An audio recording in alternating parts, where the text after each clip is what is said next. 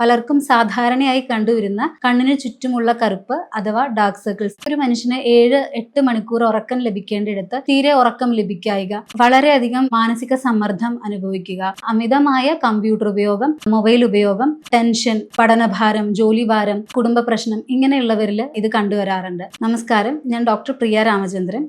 ഇന്ന് നമ്മൾ സംസാരിക്കാൻ പോകുന്നത് പലർക്കും സാധാരണയായി കണ്ടുവരുന്ന കണ്ണിന് ചുറ്റുമുള്ള കറുപ്പ് അഥവാ ഡാർക്ക് സർക്കിൾസിനെ കുറിച്ചാണ്. ഇത് സാധാരണയായി സൗന്ദര്യ പ്രശ്നം മാത്രമല്ല, പകരം ഇതൊരു ജീവിതശൈലി ആരോഗ്യവുമായി ബന്ധപ്പെട്ട ഒരു കാര്യമാണ്. ഇതിന്റെ പ്രധാന കാരണം എന്ന് പറയുന്നത് ഉറക്കക്കുറവാണ്.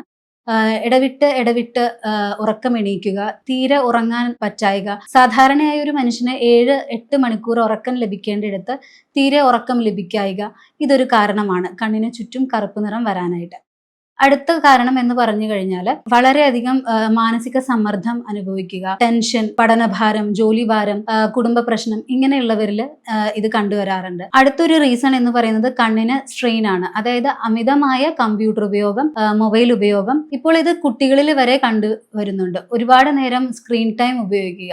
അപ്പൊ അങ്ങനെയുള്ളവരിലും ഈ പ്രശ്നം കണ്ടുവരുന്നുണ്ട്. അടുത്ത റീസൺ എന്ന് പറയുന്നത് പോഷകാഹാരക്കുറവാണ്, പ്രത്യേകിച്ചും അയൺ ഡെഫിഷ്യൻസി, അതായത് ഇരുമ്പിന്റെ അംശം രക്തത്തിൽ കുറയുന്നത് മൂലം. പിന്നെ കൂടാതെ vitamin B, vitamin C, vitamin K ഇതിൻ്റെയൊക്കെ അഭാവം നിമിത്തം കണ്ണിന് ചുറ്റും കറുപ്പ് നിറം കണ്ടുവരാറുണ്ട്. ജനിതക ഘടകങ്ങൾ നിമിത്തം, അതായത് കുടുംബപരമായി അച്ഛനോ അമ്മയ്ക്കോ ആർക്കെങ്കിലും ഉണ്ടെങ്കിൽ അത് കുട്ടികളിലും കണ്ടുവരാറുണ്ട്. അതായത് അവരുടെ മെലാനിൻ പ്രൊഡക്ഷൻ കുറച്ച് അതിന്റെ അളവ് കൂടുതലായിരിക്കും. അങ്ങനെയുള്ള കണ്ടീഷൻസിലും ഇത് കാണാറുണ്ട്. അലർജി, സൈനസ് എന്നിവ ഉള്ളവർക്ക്, ഈ കണ്ടീഷൻസ് ഉള്ളവർക്ക് ഇത് കാണാറുണ്ട്. അതായത് തുടരെ കണ്ണ് തുടച്ചുകൊണ്ടിരിക്കുക, കണ്ണ് ചൊറിയുക, അങ്ങനെയുള്ളവരിൽ ഇത് കണ്ടുവരാറുണ്ട്. അടുത്തതെന്ന് പറഞ്ഞു കഴിഞ്ഞാൽ നമ്മുടെ ജീവിതശൈലി മാറ്റങ്ങൾ, അതായത് തുടർച്ചയായിട്ട് ഈ ജങ്ക് ഫുഡ്സ്, പുറത്തുനിന്ന് ഭക്ഷണം കഴിക്കുക, പുകവലി, മദ്യപാനം സ്ഥിരമായി ഇത് ചെയ്യുന്ന ആൾക്കാരിലും ഇത് കണ്ടുവരുന്നുണ്ട്. അതുപോലെ തന്നെ വയസ്സാവുക നിമിത്തം, പ്രായം കൂടുന്തോറും കണ്ണിന് ഡ്രൈനസ് വരും. അപ്പോൾ ഈ കണ്ണിലുള്ള ചുറ്റുമുള്ള ഞരമ്പുകൾ അത് പ്രൊജക്റ്റ് ചെയ്ത് വരികയും അപ്പോൾ അത് നിമിത്തം കണ്ണിന് കറുപ്പ് നിറം ഉണ്ടാവാം. പിന്നെ പൊതുവെ വെയിലത്ത് നടക്കുന്ന ആൾക്കാരിൽ ഇതുപോലെ സൺ എക്സ്പോഷർ നിമിത്തം കണ്ണിന് ചുറ്റും ഹൈപ്പർ പിഗ്മെന്റേഷൻ വരാറുണ്ട്. പലപ്പോഴും ഇത് എളുപ്പത്തിൽ തന്നെ ചില ആയുർവേദ പാക്കുകൾ ഉപയോഗിച്ച് നമുക്കിത് പരിഹരിക്കാവുന്നതേ ഉള്ളൂ. എന്നാൽ ഇത് പലവിധ അസുഖങ്ങൾ നിമിത്തവും ഈ കണ്ണിന് ചുറ്റും കറുപ്പ് നിറം കാണാറുണ്ട്.